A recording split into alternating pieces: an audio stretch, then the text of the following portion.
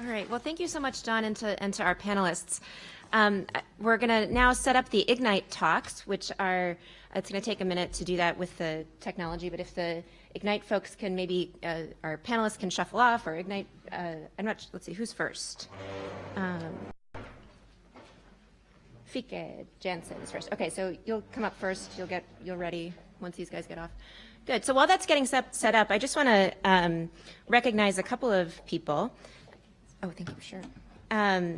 First of all, U.S. Embassy Ghana has been very active on Twitter, and I think it's terrific that we've got so many people engaging online on Twitter, and particularly around the world where it's getting quite late. So thank you to the folks there for driving the conversation online.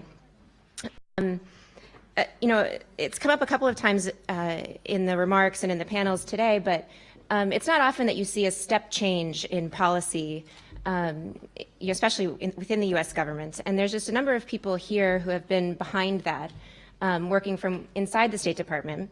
So I just want to recognize Dan Baer, who was here earlier, Scott Busby, Catherine Kendrick, John Ty, Seth Bouvier, Chris Riley, Betsy Bremen, Candace Bates, who's here, Graham Lampa. So there's just a bunch of people who've been working to make this policy a reality and to really drive the kind of innovation that's been talked about today. And I also just want to, the organizers here at Tech at State, Tim and Isaiah, have done a terrific job of really creating a unique forum where people from all different backgrounds, as was illustrated in the tweet poll over the break, can really talk about the fast pace of change. I was struck in that last panel at how quickly, we've been having this conversation, Rebecca and Robert and I, for a long time now, and it's amazing how fast it changes. And so to have a forum like this where people from all different backgrounds can come together is really remarkable. And so I just want to also say thank you to the many people in the audience who have engaged so thoughtfully with us in the U.S. government. I think it's really helped drive a more innovative policy. But I'm just seeing Roger and Adam out here, and James and Gary at Danilo. There's so many people who've been such willing collaborators, and I think it's important to just recognize and celebrate that in this forum. And then finally, I want to say a special thank you to my former colleague, Ian Schuler, who I don't know, is he here? You're hiding in the back. Hi, Ian. So Ian left the State Department last week, yes, to start a new venture at the New Rights Group. And he's really been, I was so fortunate to work with Ian at the State Department, but then we're all just the beneficiaries of his intelligence and experience and knowledge, because he was really one of the driving forces, not only behind this Tech at State, but behind the previous Tech at State on elections, just drawing on his many years of experience at the intersection of technology and democracy. So thank you, Ian, and good luck in your new venture. So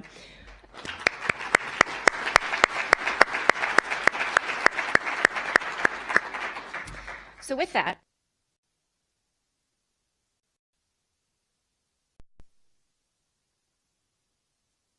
20 slides on a 15-second auto advance. So this is challenging.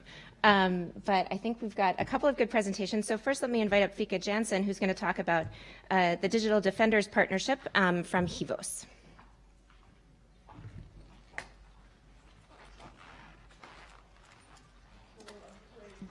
For the presentation to get on. So hi everybody, my name is Fieke Jansen. I work for an international organization called HIVOS, and I'm here to present the Digital Defenders Partnership. It's a new program that aims to support a free and open internet in repressive and transitional internet environment and keep its critical users safe, which are bloggers, journalists, human rights defenders, and activists. But it's mostly focused on emergency situations. So before I start about the why and the what we do, I want to talk about how. How did the Digital Defenders Partnership came to be? I think in December of 2011, Secretary of State Ms. Hillary Clinton and the Ministry of Foreign Affairs of the Netherlands, Mr. Rosenthal, they announced the Freedom Online Coalition, which was currently there are 19 countries together to promote internet freedom worldwide. The Digital Defender Partnership is one of the things that they're supporting to support civil society in the global south. So why? Why does the Freedom Online Coalition find this important, and why does HIVOS find this important? I think I want to take you back to 2011 when, who doesn't recognize this picture? I hope it works. It's the picture of Tahrir Square. I think what was really amazing that so many people came to the streets to protest and to demand democracy and also the downfall of Mubarak. But I think one of the other important things that happened was that it was the first time that people were looking through a window to public protest, and that Mubarak turned on the internet kill switch, which meant that there was a 4-day blackout of internet and communication channels. And we saw that there was a global response. People actually thought, we need to give these people connection to the internet. You saw a lot of things like tweet to speak. There were ISPs that provided internet dial-up connections. But in the end, we saw that it was very ad hoc. Nobody was expecting it. It was uncoordinated. And the reach was very limited. I think in the Netherlands, we make this joke that our ISP, access for all, reached 4 people with their dial-up connections. I think we've learned a lot since 2011, and we have some specialized ways to mitigate these risks, some of them being DDoS mitigation, but I think there's still a lot to learn about it. We don't really know how to really coordinate our efforts and how to counter all these negative attacks that we've heard about in the previous panels. I think what we need to do is invest in infrastructure, in coordination materials, in deployment capacity, maybe also security auditing. There's a lot of paranoia out there on what's on people's computers, also what's on mobile devices, but nobody really knows what there is. And if you talk to activists in the field, they sort of look at their mobile and they know they're being spied upon, but they think, let's keep going what I'm doing because I don't really know how to mitigate the risk. So then we come to the point of what the Digital Defenders Partnership do. It has a two-prong approach. On the one hand, it's a grant-making mechanism that will support different things. And on the other hand, it will invest in applied research, in linking and learning between the community. The first thing that we can support under the grant making is infrastructure, software, and hardware. Here we don't really, we'll focus on the hardcore tool development because I think there's already a lot of tools out there. But I think it's really important for the users to be able to use them, sort of test and tweak them before we turn them. We operate in the most repressive environments. The other thing we can focus on is personal safety, if bloggers have to have in or out-country support. But even if they get arrested, we can campaign for them, or we can support organizations who are campaigning. Then we have emergency response capacity. I think we really need to build mechanisms for emergency response. Currently, we have, when there's an earthquake happening, we have the Red Cross, they come in, they have all the mechanisms, staff, and material in place. When there's a digital emergency, whether it's on individual level or on nation level, like the internet kill switch, we all sort of stumble to see what we can do about it. So then, I think one of my last slides is, what don't we do? I think it's really important. We don't work everywhere. We will not support policy or lobby activities or general digital security support. I think that's already supported by many people. And I think what's really unique about the DP that it will focus on emergency support. So what do? We work in transitional and repressive environments. We work on the local and the global level. I think we'll support a lot of piloting, testing, and tweaking, and we'll do some research about the effectiveness of the things that we're doing. So if you have any questions, you can look up the digitaldefenders.org or the DDP at hivos.nl. Okay.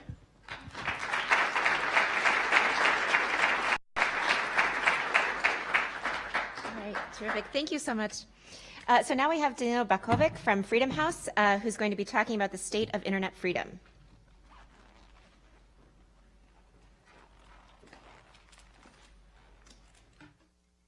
I think that I will repeat many things because I'll talk about state of internet freedom, but from the perspective of the major threats, and I think that we heard a lot from previous speakers about that, from Andrew and from Rebecca and from Robert Guerra and the others. As you know, Freedom House is having its own research called Freedom on the Net, where we measure obstacle to access, limit on content, and violations of user rights. Basically, what we try to capture is to numerically represent and capture the freedoms in the what is now 47 countries, and in the next year it's going to be 60 countries throughout the world, that we are capturing with this research, with the help of the DRL and the Dutch government. Why is this important, and why we are doing this? Because we wanted to identify the threats, but we want to identify the opportunities when we talk about internet freedom. Now we heard a lot about the versions, but I would start with the online repression version 1.0 at the early days when we talk, as Robert said, about the blocking and about the censorship, but how the technology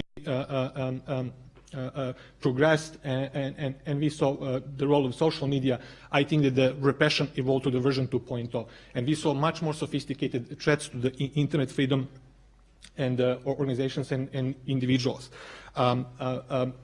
We saw those slides previously. One of the obvious methods was to shut down the internet completely. But for example, this is a case of Egypt and Syria, but we have a partial shutdown of the networks like in Bahrain and China. Arab Spring, export of the technologies, evolution of the repression, proliferation of the tools that are exported from the Western countries, democratic countries, to the region. Some of the key trends by our research that I would like to highlight, and what is the biggest threat, it's the legal development and the new laws that are passed in states, some democratic states and some non-democratic states. For example, in Malaysia, we have intermediate liability laws that threatens if you run a coffee shop and a user posts a sedation comment anonymously, you are liable for the content. Key trend or misinformation or the battle of the information. This is the very picturesque. The right is original BBC Persian website. The left is a government pro-government version. One more example of the opposition media impersonation. Facebook page and the original page completely the same. There is a huge investment of repressing governments in this area. Physical attacks. We all know the cases of Mexico and the killed journalists. Most recent case of the killing of the Iranian blogger Sattar Beheshti. As you can see, in 19 of 47 countries, digital users were tortured. 5 of them are killed. Surveillance. Very important. Important remark. We saw it. It's becoming more sophisticated, and it's becoming. Sorry. Now talking about defending internet freedom 2.0. We all witnessed the Wicked conference in Dubai, and we know what transpired from that. I mean, the multi-stakeholderism was under the threat, and we see this map that is very picturesque, and I think the answering the question, what is the next battle and what comes ahead of us, this can show very well. This is a no-vote a division of the countries on the ITR resolutions that were up to vote. What Freedom House does, I mean, we believe that knowledge is power, and as many other organizations here, we are engaged in an education of human rights and frontline defenders in the terms of digital security and practical privacy. What we do run and what Fieke told about is digital emergency response. We provide the material and technical assistance to the frontline defenders that are in danger, and for them that they can safely continue their work or help them to continue their work. We are very engaged on the international, regional, and the local level when it comes to the internet governance, and that is the very important, I think, work that will be ahead of us when we talk about fighting for the Internet Freedom 2.0. We had brought on the last IGF 14-member delegation that is a quite diverse group, where they had a first-hand chance to network, interact, and meet the government representatives, business representatives, and their fellow counterparts. Our representatives come from the civil society, and I can say, I mean, it was a unique experience for them. Many of them are coming from the, as I said, quite diverse group, but many of them were coming from very close environments. For example, Google learned how much costs to set up a Google account in Burma, which is like $5, from the first-hand activist on the ground. Thank you.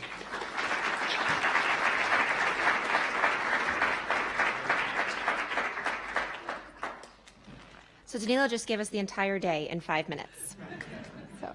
I do want to say, you mentioned the Freedom of the Net report, and I just want to highlight that's come up obviously a couple of times as a key fact base in a number of presentations, but there are a number of organizations in this community who are providing, starting from, allowing us to start from the facts. And so the work that the Open Net Initiative is doing, the Berkman Center, Citizen Lab, Freedom House is just really important and provides a great factual foundation for policymakers, for those in the NGO and the advocacy community, as well as for companies. So thank you to Freedom House and Danilo for that presentation.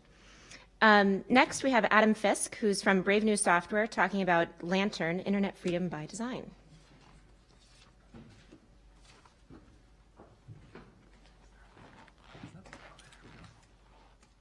Thanks, Sarah.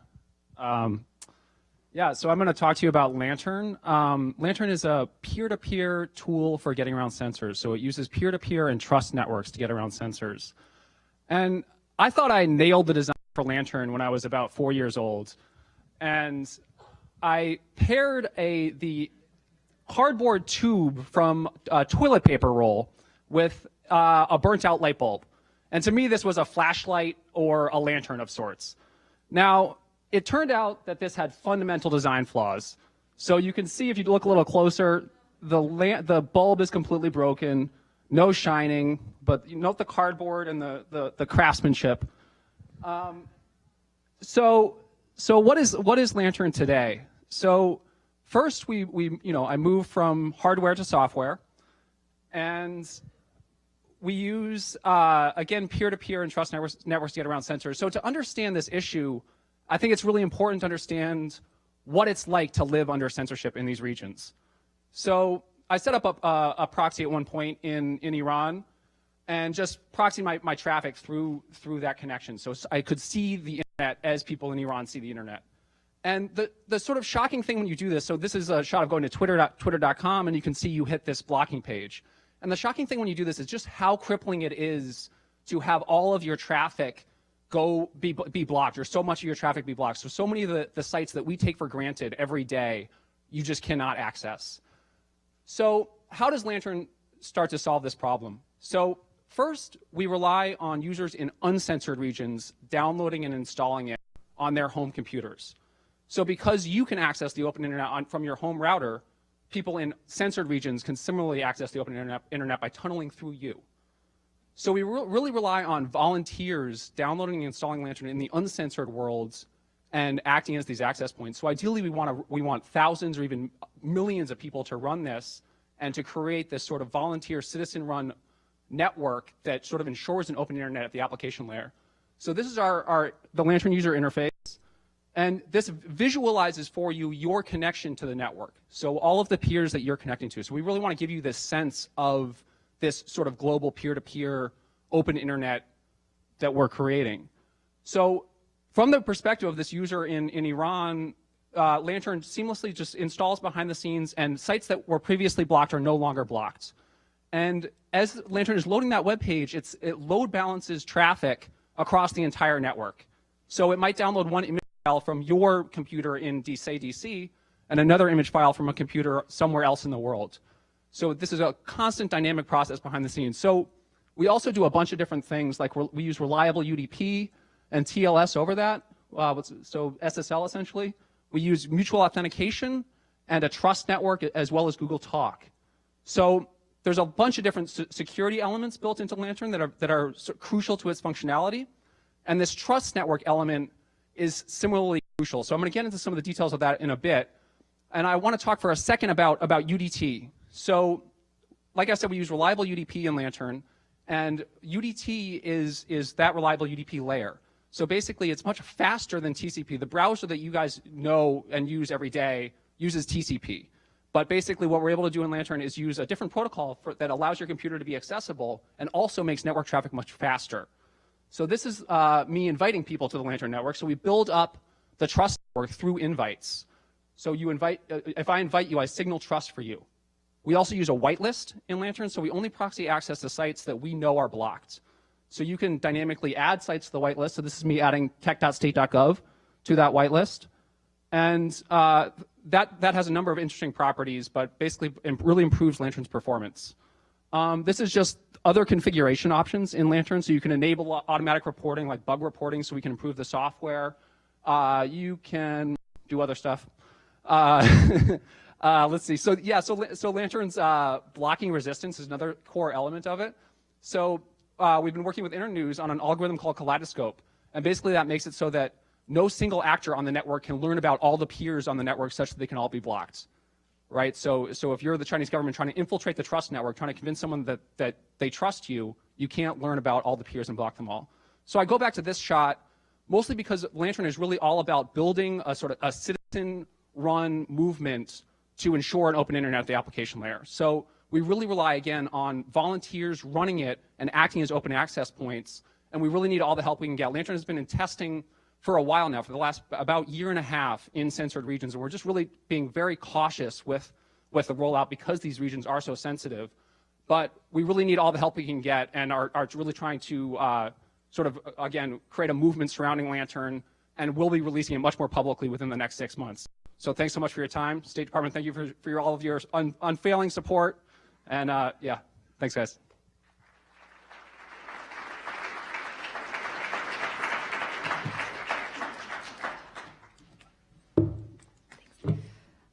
Thanks, Adam.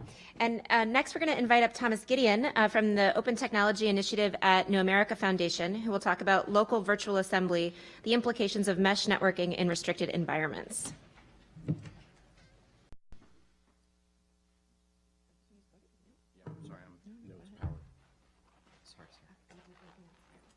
Thanks, Sarah.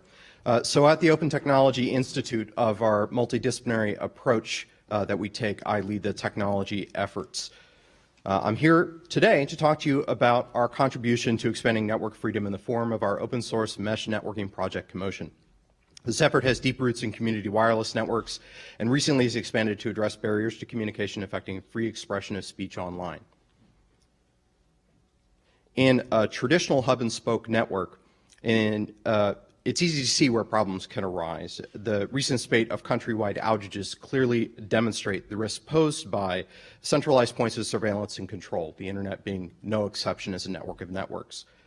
In a mesh network, routing is decentralized, supported by every active node, vastly reducing the clear opportunities for control. To interfere between any two given nodes, an attacker would have to subvert a majority of the network. The cost of unauthorized monitoring grows exponentially as well with the size of the network. It's a complementary technology. It can work in conjunction with services like Twitter and Facebook that are critical for widely reporting events on the ground as they happen. Commotion automatically shares whatever internet access is available throughout the mesh.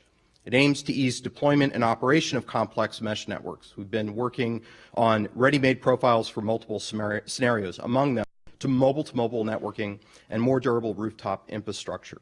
I want to expand on the flexible nature of Commotion for a minute, describing a few of the possibilities where there's access to cheap wireless routers and easy access to roofs to install them with clear line of sight. We can do a rooftop infrastructure as demonstrated here. When that's not possible or there are manifest risks in doing so, we can stand up an ad hoc mobile-to-mobile mesh. We have ported the Commotion client to Android and are looking to do so iOS soon, and the package client is small enough that it's easily passed from hand to hand. We've ported Commotion to Mac and Linux as well, also have Windows in the work, and these devices in particular not only add network capacity but other resources such as the ability to host apps, and we're also integrating OpenBTS and OpenGSM stack. Commotion is designed to enable communication even without an internet connection.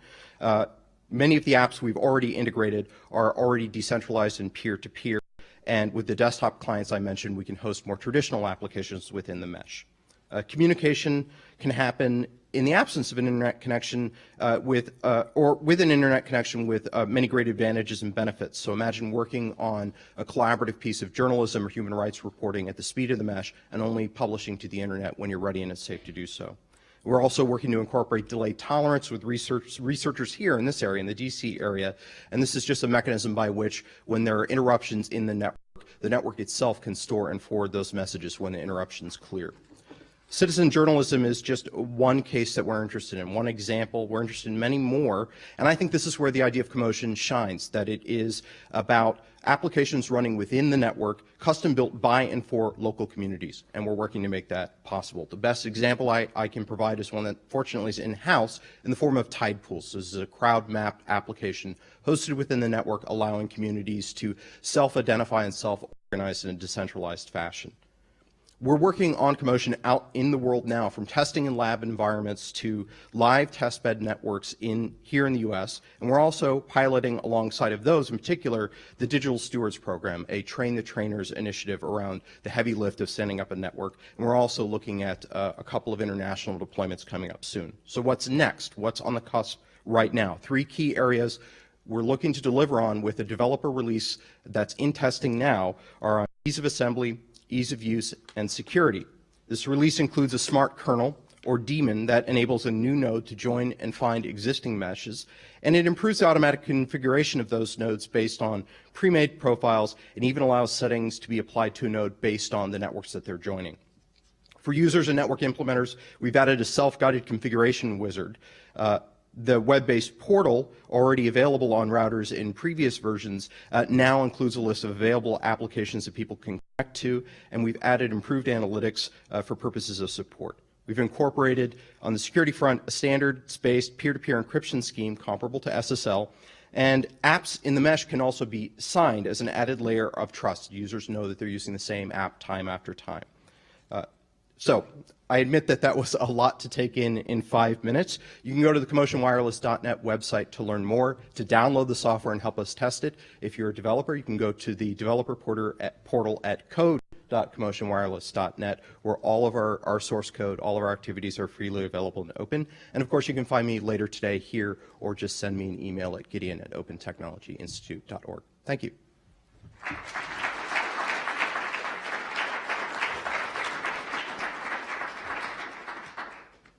All right, well, first, there we go.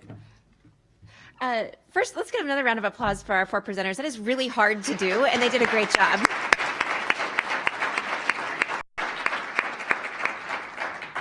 So we're about to head into the lunch hour, but before we do that, I just want to kind of wrap up the morning.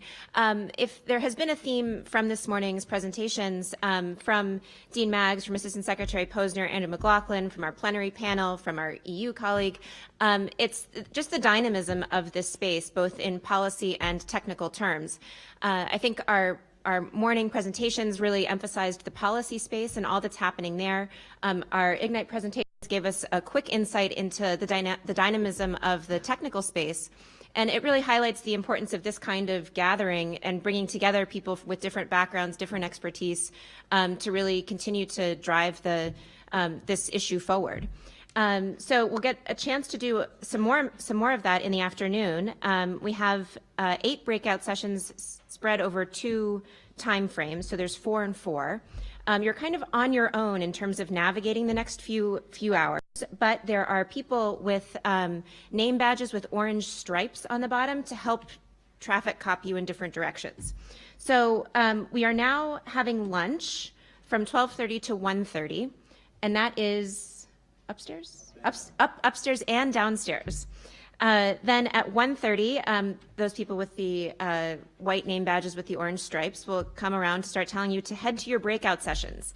And I will refer you to the program. I'm not going to read all of the individual programs, but you should just take a look at this.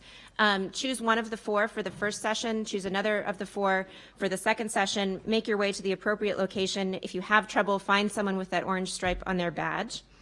One program note, I am actually going back to the State Department to turn in my BlackBerry. And so Catherine Kendrick is going to moderate the session on online voices for all. And by the way, happy International Women's Day to all of you, which is so.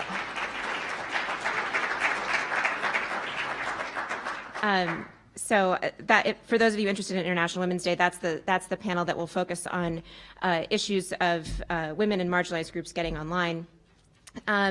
So with that, a quick note, break from 4:30 to 4:45, then reconvene back here. Danny Weitzner is going to join us and close the session before we head upstairs for the reception. So all That's in your program. If you have questions, find someone with the